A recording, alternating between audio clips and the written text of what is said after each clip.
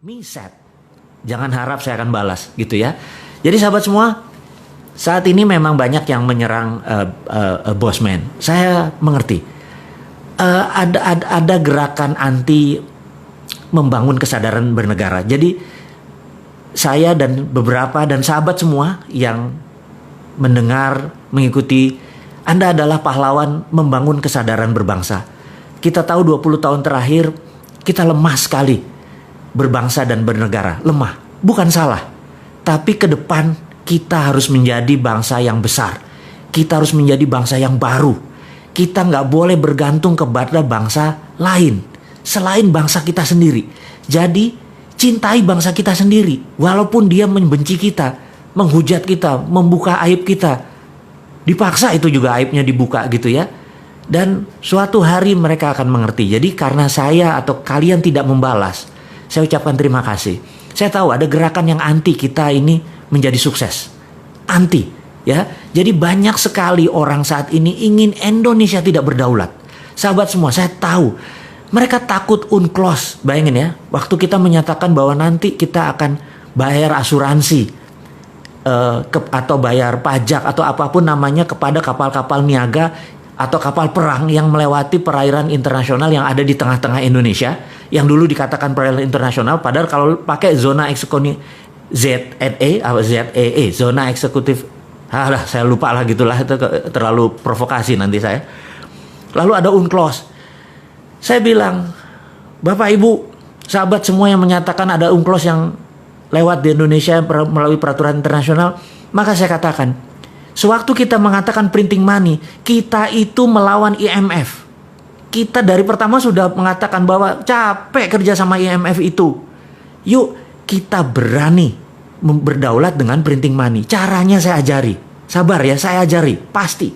Banyak kok tim-tim yang bisa mengajari tentang modern monetary theory. Dan ini semua tentang printing money. Jadi IMF aja kita lawan. Kenapa UNCLOS nggak kita lawan? Kita harus lawan bahwa kita mau berdaulat. Jadi bagi hasil Jo, gitu ya intinya ya. Kamu lewat kan kamu dapat untung, bagi hasil. Tainya kamu buang di Indonesia, minyaknya kamu buang di Indonesia, kotor itu laut Indonesia. Nelayan kami jadi kehilangan laut, potensi lautnya gara-gara lu lewatin semua dengan ribuan tonase kotoran yang dibuang. Bayar asuransinya. Masa dibilang kita nggak tahu UNCLOS? Saya tahu UNCLOS, saya baca UNCLOS. 18 tahun di dunia bidang yang sama tersebut, tahu hal-hal seperti itu. Tapi demi bahasa populis, jadi kita tidak usah membuat kata-kata yang menjadi detail, menjadi terlalu sains. Anak-anak milenial, ya saya tahu Anda seumur saya lah yang orang-orang komplain itu. Anak-anak milenial nggak baca buku, lebih baik kita ajarkan yang ringan-ringan aja gitu ya. Kemudian kita tahu saat ini takut sekali modern monetary dijalankan oleh kita. Takut sekali bahwa kita akan menggunakan sovereign wealth fund, ya. Sekedar mengingat sahabat semua, adik-adikku mungkin ya, Anda semua di bawah saya, umurnya saya ini kolonial. Saya menyatakan bahwa saya titipkan bangsa ini kepada Anda. Saya ajarin apa itu SWF. SWF adalah Sovereign Wealth Fund. Tahun 70-an, Pak Ibnu Sutowo pernah menggunakan SWF ini. Dia dulu namanya kalau nggak salah Kuda Laut. Kuda Laut ini adalah BUMNK, Badan Usaha Milik Negara Khusus. Jadi anggap sekarang ini SKK Migas, Satuan Kerja Khusus Migas itu sebenarnya BUMNK, Badan Usaha Milik Negara Khusus. Jadi Kuda Laut adalah BUMNK di mana sebagian minyak di forward oleh Pak Ibnu Sutowo dan uang yang diterima di depan itu untuk membangun Krakatau Steel dan beberapa industri penting, karena sekali lagi tanpa industri Indonesia tidak menjadi negara berdaulat. Jadi karena waktu itu kita nggak punya uang, kita menggunakan strategi SWF. Jadi secara jurisprudensi, secara bahasa hukum, SWF itu pernah dilakukan dan SWF adalah pelaksanaan pengejawantahan pasal 33 dalam arti sebenarnya. Jadi kalau kita mengatakan ini adalah ekonomi Pancasila dengan mempraktekkan pasal 33, SWF itu match atau cocok. Jadi aset negara masih milik negara. Jadi contohnya gini, Freeport ya. Freeport itu ada di Grasberg misal wilayahnya misalnya. Itu 100% diambil negara saja. Kemudian Freeport ya kayak hotel operatornya saja, dia mau operate. Asal throughput, asal keluar kita bayar gitu ya. Kemudian misalnya tambang minyak, tambang batu bara dan lain sebagainya, semua milik negara. Kalau sekarang kan dia pakai swasta, dan swasta jaminan tadi yang wilayah tadi dijaminkan ke bank atau dijaminkan ke lembaga keuangan, mereka uangnya dapat di mereka kan, kita dapat dari pajak. Jadi kalau ke depan, kalau benar-benar ingin menerapkan SWF, Sovereign Wealth Fund, sebagai strategi untuk membangun ekonomi, itu bisa membuat Indonesia berdaulat. Tapi sahabat semua, ada kelompok orang yang tidak ingin SWF itu dipakai. Indonesia bisa menjadi negara berdaulat gitu ya. Kemudian lagi, kita mempromosikan TINA. TINA adalah there is no alternative. Anda bayangin, there is no alternative itu adalah sebuah gerakan ekonomi. Pada saat kita lakukan, orang nggak punya alternatif lain kecuali melakukan itu. Contoh ya, kita tahu ada 5.600 triliun uang di bank saat ini. Jadi Anda yang taruh 1 miliar di bank, ada yang 1 triliun di bank, Anda dapat deposito bunganya misalnya 50 miliar setahun. 1 miliar itu uang 1 triliun tadi Anda dapat 50 miliar. Anda bayangin, kalau seandainya TINA diterapkan, there is no alternative, di mana bunga deposito adalah 0 gitu ya, apa yang terjadi? Anda yang biasanya punya 1 miliar setahun, 50 miliar setahun, karena uang Anda banyak sekali, saya nggak tahu dapatnya dari mana, mendadak Anda nggak dapat income. Apa yang Anda lakukan? There is no alternative. Nah, karena itu nggak ada alternatif lain, uang itu keluar. Setengahnya mungkin keluar dan langsung menjadi sektor-sektor real. Langsung menjadi bantu UKM, bantu tanah, langsung dia berusaha, dan itu ekonomi muter dalam seketika. Jadi sahabat semua, itu adalah TINA. Dan ada satu hal lagi yang membuat saya sejak tahun 99 begitu IMF berdaulat, sekali lagi ya, saya ini bukan melawan IMF, saya hanya men-challenge IMF supaya kita bisa menjadi negara berdaulat. Salah satunya adalah sistem perbankan ini saat ini adalah asset based loan. Aduh, maaf ya saya sahabat semua kalau saya ngomong kecepatan saking semangatnya gitu ya. Kalau ketemu Anda semua tuh saya tuh rasanya alive gitu, karena hidup saya adalah untuk Anda semua gitu ya. Nah, ada namanya asset based loan. Asset based loan ini begini. Kalau Anda pinjam bank atau pinjam apapun, entah bank syariah, entah bank apapun, maka bank akan bertanya, ada jaminan nggak gitu ya. Itu namanya asset based loan. Tapi dulu sebelum tahun 99, kita boleh namanya project based loan. Misalnya Anda adalah tukang las, saya lagi buat pekerjaan di rumah saya untuk ngelas pagar, nilainya 100 juta, itu contoh aja gitu ya. Kemudian dengan kontrak saya ini Anda datang ke lembaga keuangan. Lembaga keuangan nggak minta aset, tetapi melihat, oh si bosman ini ada duit nggak? Oh ada tuh, dia sedikit tuh, kalau 100 juta aja berarti ini bagus gitu ya. Apa yang dilakukan? Dia membiayai berdasarkan kontrak. Jadi namanya project based loan. Nggak minta aset dia. Nah saat ini kalau Anda punya 3 geprek, misalnya ayam geprek, Anda mau buat tabang keempat, sementara 3 lokasinya Anda tempatnya sewa, tempat keempat juga sewa. Aset Anda nggak ada, tetapi kalau project based loan, revenue Anda, profit Anda itu bisa dibiayai. Nah, saya pengen perbankan itu mengubah lagi bahwa project based loan boleh gitu ya, jangan sampai hanya aset based loan. Nah, Anda tahu bahwa kita membangun santara.co.id. Santara itu adalah kecil, tapi seberapa cepatnya kita membangun ekonomi Indonesia dengan Santara saja. Santara adalah project based, bukan loan, karena Santara tidak loan. Project based bagi hasil. Jadi saya pikir ada yang seleranya bagi hasil. Nah, ada yang seleranya mungkin loan, itu selera Anda semua. Loan syariah, Anda aturlah itu semua. Tetapi kalau bisa project based loan, ekonominya maju. Jadi sekali lagi, begitu TINA diterapkan, there is no alternative, dan boleh project based loan, ekonomi Indonesia akan tumbuh dengan cepat.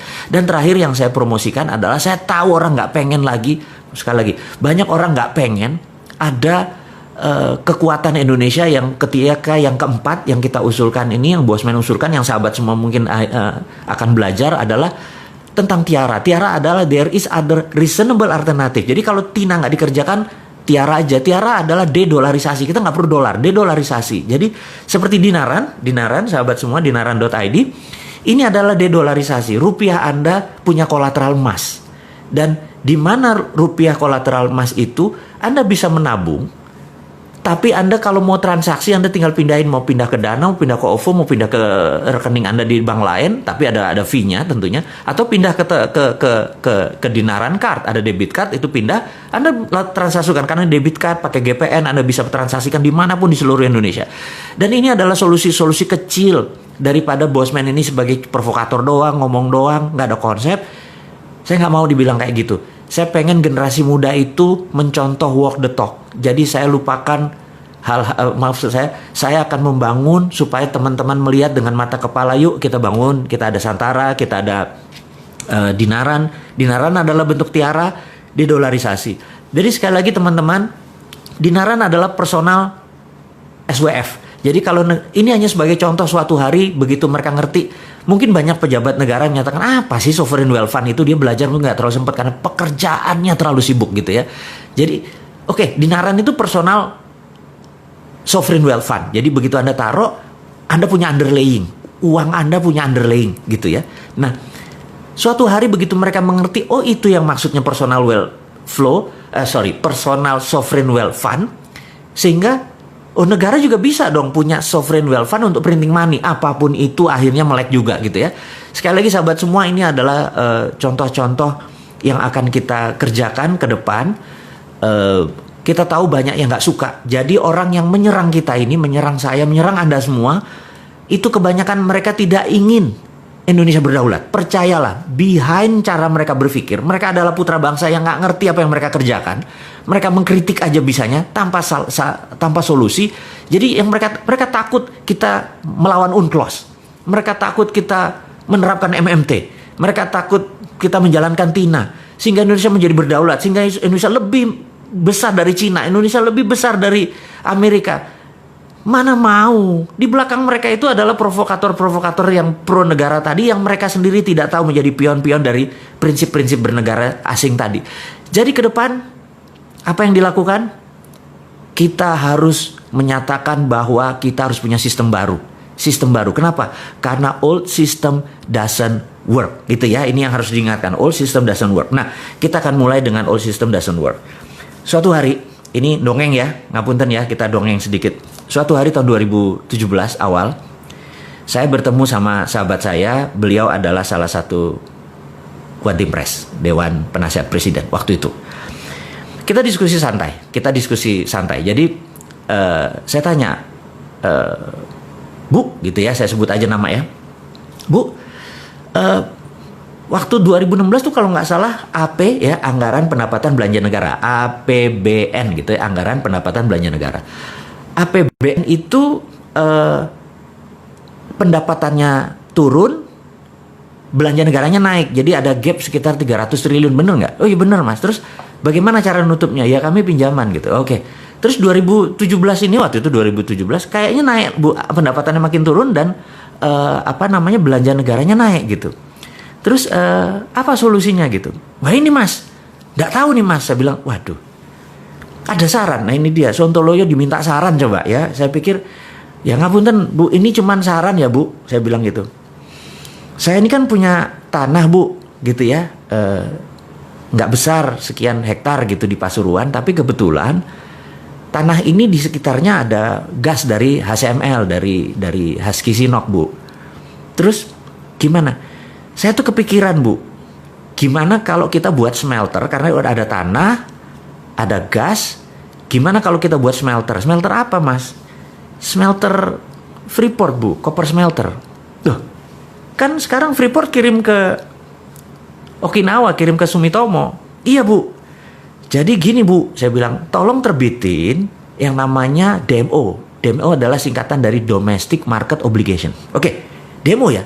Jadi kalau kamu dapat demo gini, saya bilang, kalau saya dapat demo, maka Domestic Market Obligation itu terjemahannya adalah gini, Freeport tidak boleh mengekspor koper konsentratnya sampai kebutuhan domestik terpenuhi, gitu ya. Itu peraturan WTO, jadi Domestic Market Obligation. Jadi begitu kita membangun koper smelter tadi, kemudian pegang DMO, maka Freeport harus mengisi dulu ini, baru dia ekspor. Nah, saya ini kan termasuk orang yang nggak setuju diekspornya bahan mentah koper doang. Padahal di dalam koper konsentrat tadi itu kan ada gold, ada platinum, ada uranium dan lain sebagainya. Gitu ya. Ini. Nah, kemudian apa yang dilakukan oleh DMO ini? Jadi dengan adanya DMO Bu, saya bilang gitu ya, dengan adanya Domestic Market Obligation, saya bisa nyari pinjaman. Modalnya berapa? $2 billion. Mas punya 2 billion? Punya Bu. Wah ini kan agak gila. Punya 2 billion gimana caranya gitu? Gini Bu, dengan DMO, saya minta 1 juta koper konsentratnya Freeport tidak dikirim tapi masuk ke pabrik kita. Kita akan bangun dengan sekitar 50 30 triliun. Investasinya sekitar 2,2 billion US dollar waktu itu. Duitmu dari mana? Gini Bu, nanti kan kita akan menghasilkan 100 ton emas per tahun. Dikalikan 20 tahun kan 2 ton. Nah Bank Indonesia ambil yang 2 ton tadi sebagai jaminannya. Lalu Bank Indonesia terbitin bond Bu. Bond. Jadi Bank Indonesia nggak usah keluarin duit. Terbitin aja bond. Selama 20 tahun ke depan nilainya 6 billion dolar. Nah dengan bond 6 billion dolar itu Bu, saya ke pasar internasional saya bisa cari duit untuk membangun 2,2 billion. Jadi saya moderat, modal dengkul urat Bu gitu. Oh ibunya ngakak gitu ya. Oke saya paham. Nah dengan demikian kita 2 ton emas tadi kita bisa printing money Bu. Ibu bisa nyetak seperti sekarang 5 kali lebih banyak dari printing money dan kita nggak berhutang gitu ceritanya. Oh aku paham katanya, aku paham gitu ya. Jadi itu adalah prinsip saya berkontribusi. Tapi terus ada proposal. Ada Bu, saya udah siapin 1 lembar. Oke, nanti saya diskusikan hal ini gitu ya. Nah, sahabat, singkat semua, saya pamit dan nggak lama kemudian 1 bulan, 2 bulan lewat, saya tanya, Bu, gimana usulannya? Nggak bisa karena keluar PP nomor 1 tahun 2017 tentang IUPK iya udah saya paham. Saya bilang lanjut deh, saya bilang gitu nggak apa-apa karena itu pilihan bernegara. Jadi sekali lagi sistemnya berbeda. Jadi saya cuman mengingatkan bahwa kita pernah mengusulkan bahwa menggunakan kekuatan Freeport. Jadi jangan diambil Freeportnya, tapi diambil kemanfaatan produknya yaitu gold. Dengan gold inilah kita printing money. Itu prinsip saya. Tapi sekarang lebih memilih mengambil Freeportnya, pakai pinjaman hutang, dan kemarin utangnya saya nggak tahu gimana bayarnya karena Freeport juga produksinya nggak terlalu bagus. Utang investasi kita nggak balik-balik. Saya nggak ngerti sekali lagi.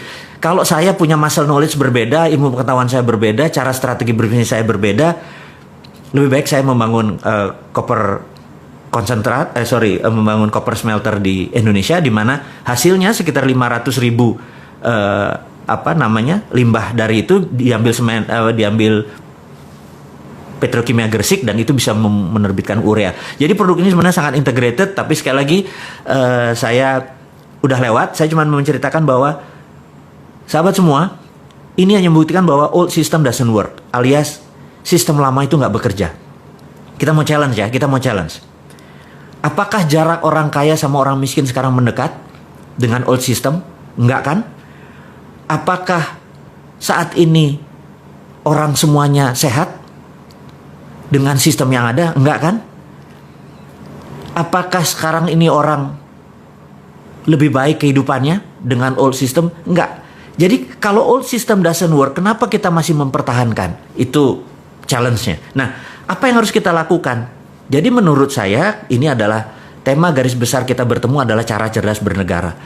Cara cerdas bernegara adalah ubah sistemnya. Tapi kita harus konstitusional ya, bukan ngelawan terus menggunakan perusahaan. Enggak. Itu bukan anak milenial. Anak milenial itu santuy, seru gitu ya.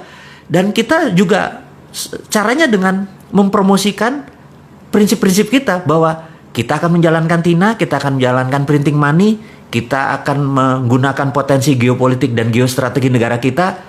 Dan ini adalah kekuatan anak bangsa. Sekali lagi, bukan bergantung pada asing. Saya adalah orang yang tidak setuju dengan printing money. Pinjam uang. Capek minjem uang itu. Anda tahu ya. Bayangin, misalnya saya punya usaha gitu ya. Modalnya itu kan pasti pinjam. Dan ternyata kerjanya adalah untuk bank. Capek kerja kayak gitu. Jadi seharusnya kan bagi hasil gitu ya. Baik sahabat semua. Jadi kita ke depan adalah mempromosikan aset based loan. Saya ini hari ini nggak fit banget ngomongnya salah semua. Kita akan mempromosikan project based loan, bukan aset based loan. Kita akan menjalankan TIARA, there is other reasonable alternative atau dedolarisasi. Kita nggak mau bergantung pada dolar. Salah satunya adalah tool yang kita bangun. Jadi sahabat semua, saya merasa pertemuan kita tidak usah panjang-panjang. Yang penting poinnya kita dapat. Jadi ke depan saya akan banyak mengajarkan tentang yang lebih detail lagi, cara cerdas bernegara. Hari ini kita hanya membicarakan karena santai, karena kita akan mulai bentar lagi PSBB akan dibuka. Saya pikir kita akan mulai business as usual. new normal Anda akan praktekkan dan Anda udah tahu itu apa new normal gitu ya.